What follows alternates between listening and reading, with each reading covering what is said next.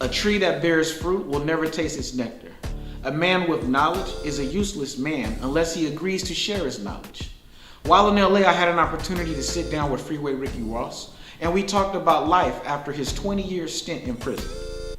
He discussed how he wanted to give back to the community and help the youth not make the same mistakes that he made when he was coming up.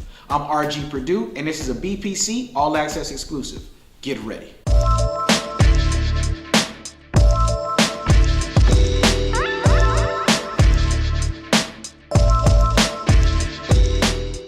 He was a 1980s drug lord who became a multi-millionaire urban legend in Los Angeles. A rap star even stole his name and parlayed it into a music career. But the real Freeway Ricky Ross ended up spending 20 years in prison. He was finally released. My man Ricky right here, let's go. Yeah, let's get it. All right, so what is it that you're doing here today with the kids? Well, this is one of my friend's stores, and what he wanted to do is he wanted me to come out and just basically talk to some of the youngsters and let them know what it takes to make it in the music industry, because there's a lot of misconceptions, what do you call it, people believing that certain things happen that don't happen, you know what I'm saying? They thinking that the industry is one way, and I've learned that it's not what most of these kids think it is, you know. They thinking that you know, you can come out here and start going in the studio making a record, and you know, next week Warner Brothers or Universal is going to come in and give you $2 million. Yeah, so a lot of kids have a misconception of the industry being so cut and dry, which we all know it's not cut and dry. It's a game of chess. Absolutely. You know, it's how you position yourself on the board. It's the same way how you position yourself in the game. And it's tough. Yes, very tough. Yeah. It's probably one of the toughest industries that you could be in right now. And I think a sad thing is that a lot of the labels and people in the industry have walked away from mentoring the youth that are coming up and mentoring the new artists coming in. Artist development doesn't even exist anymore. No, you have to develop yourself. Yeah, and that's like real hard to do for some of the kids because they don't know the outlets and the avenues to go to develop themselves. So I'm glad to see someone like yourself is stepping forward to give them that knowledge and to help them develop their skills and give them guidance in a way of maybe making it. No, everybody's not gonna make it. No, it's tough. I mean, you know, right now they're probably signing a year, you know, new rappers. I mean, what new rapper, you know, got signed in the last year or two, you know? Right off the top of my head, I can't think of any. Yeah, it's really not too many. You know, a lot of labels are signing people to do write-offs, as they say, because they need tax deductions. So they'll sign a couple of people and then they sit on the shelf and their project never gets pushed and you become a tax write-off, but you can't go sign with anybody else for the simple fact you belong to that label. And you're not going to make enough money to live off of. Exactly. Exactly. You still got to go work at McDonald's. Yeah, which is sad, but you know, studios cost, printing costs, everything costs. But for them to have an opportunity to sit down with someone that has a label, that actually has a hand in the industry, I think is great. So with that said, I heard that you have a mixtape coming out, and I heard it's going to be an international mixtape. That's kind of big. Nobody's done that yet. No, man. Nobody has reached back to so many cats. You know, I don't care if you're not talented.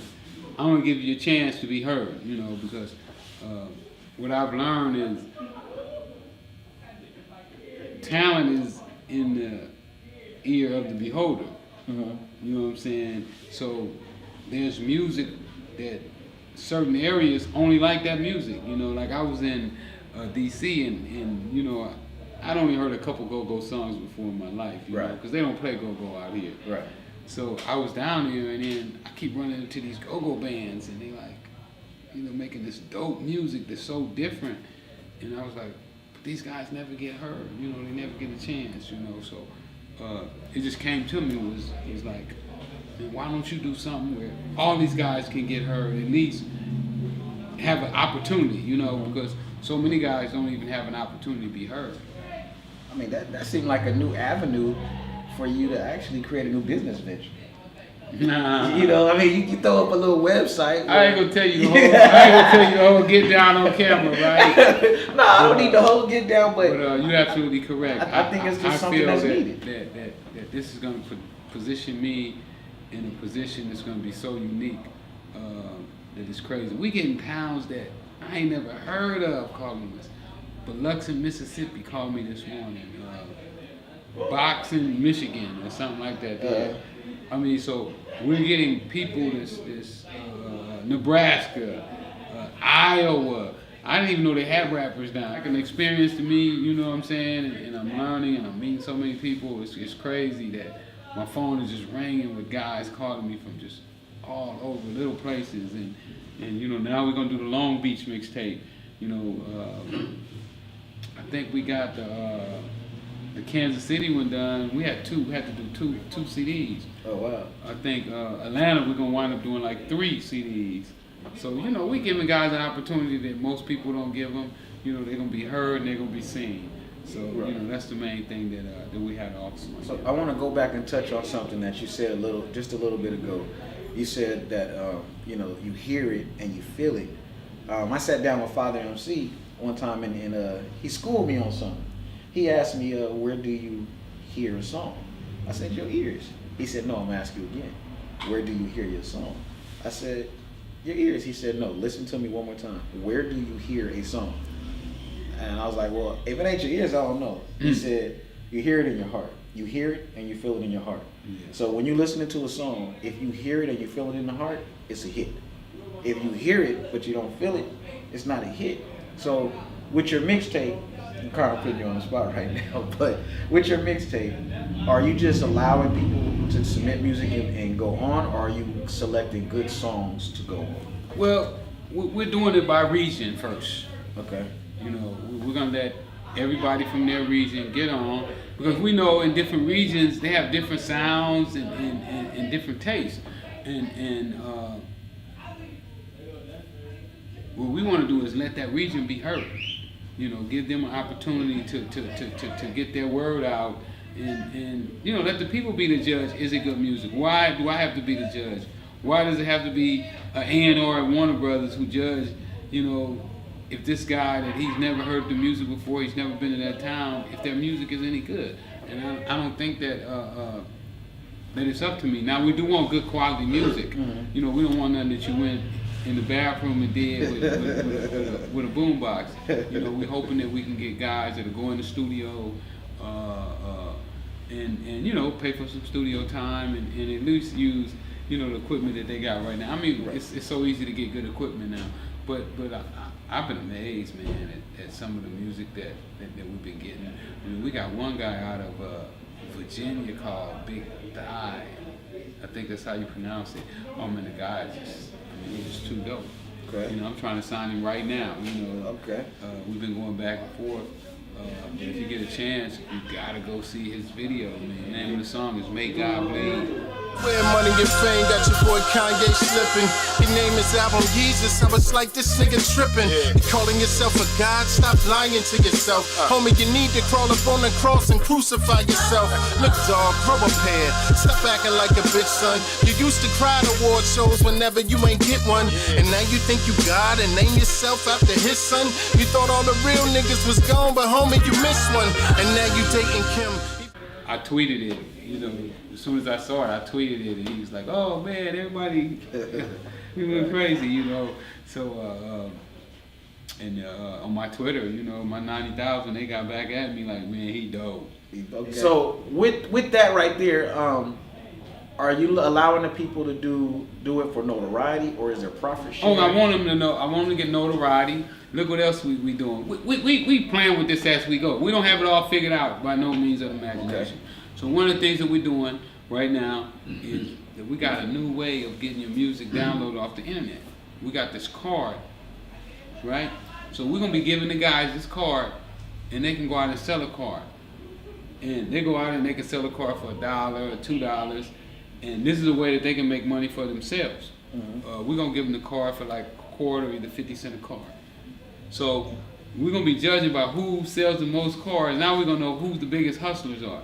We're also gonna give them CDs to sell, 50 cents a CD. They can buy $25 worth of CDs and just keep it rolling. What we want to do is teach these guys how to be entrepreneurs as well, not just be artists, but also you gotta be entrepreneurs. I'm really passionate about that. I'm really passionate about my T-shirts right now. Right. You know, these are my new T-shirts. The real Rick Ross is not a rapper. Sold about 5,500 so far out the trunk with no backing, nobody. I started this company with $300. Wow.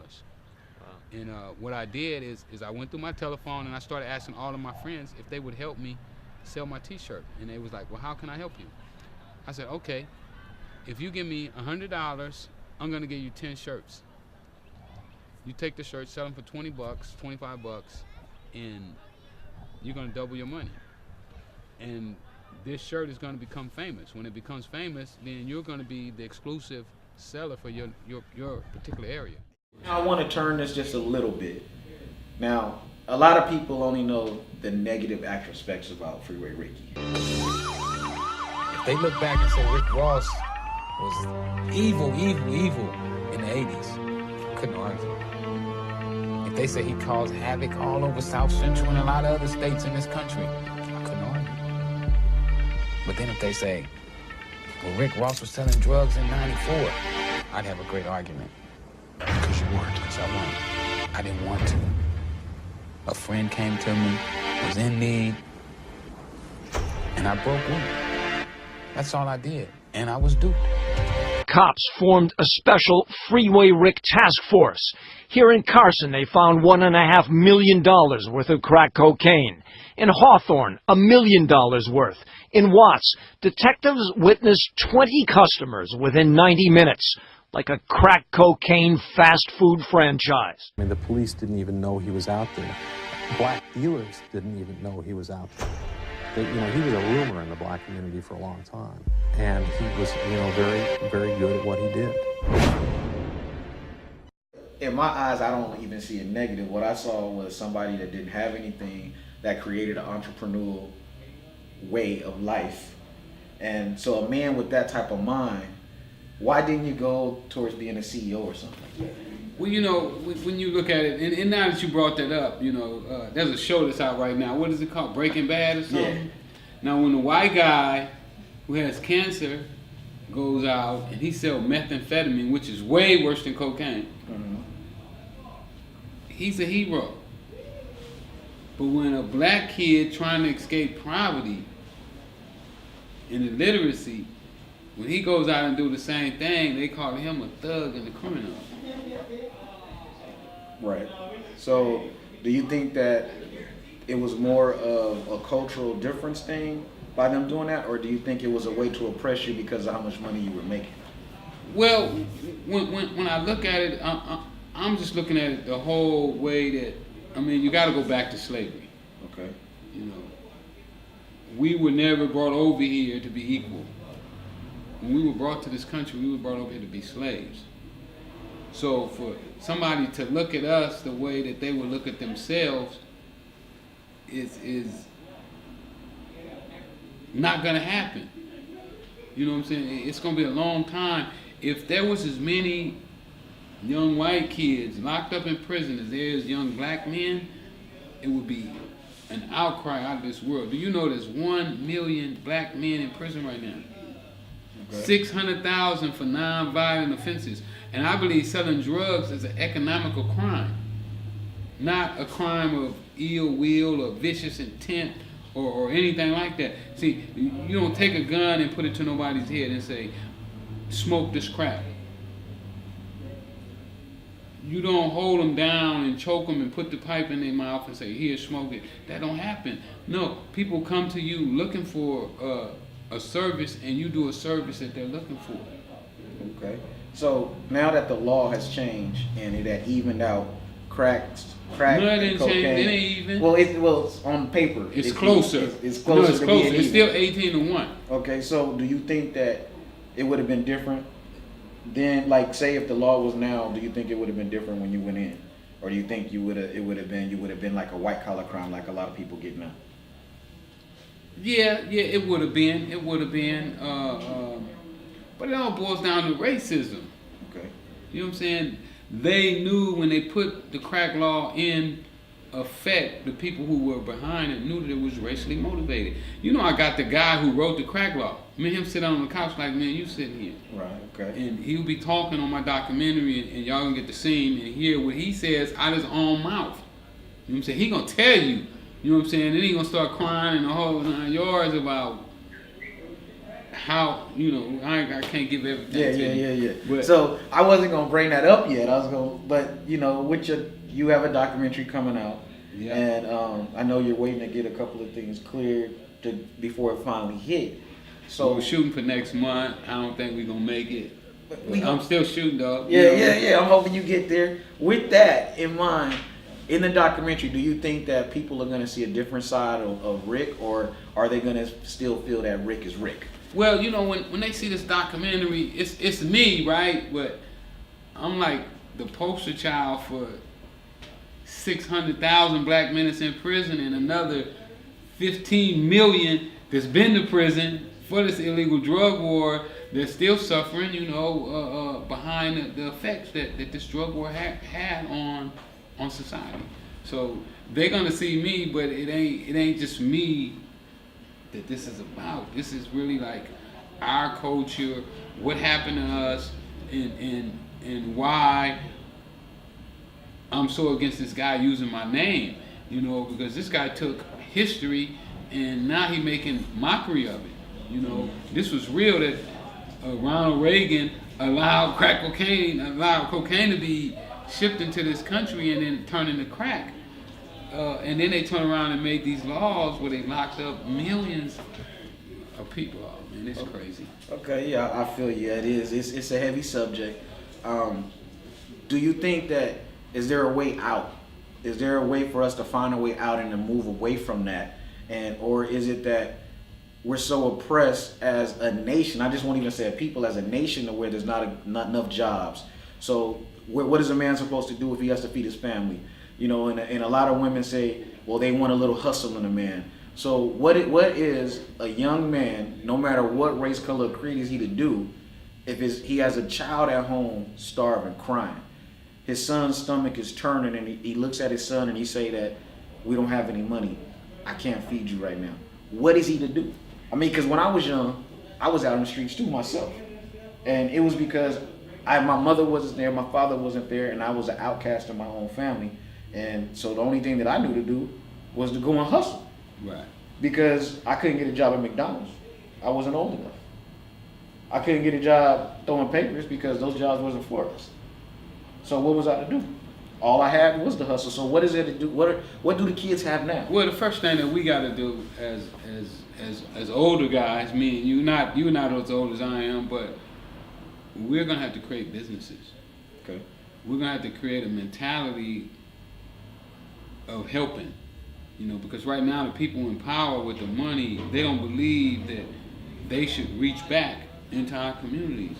You know, that's why none of the guys, when they get the money, they move out and you never see them into the communities, because they believe, I got mine, you got to get yours.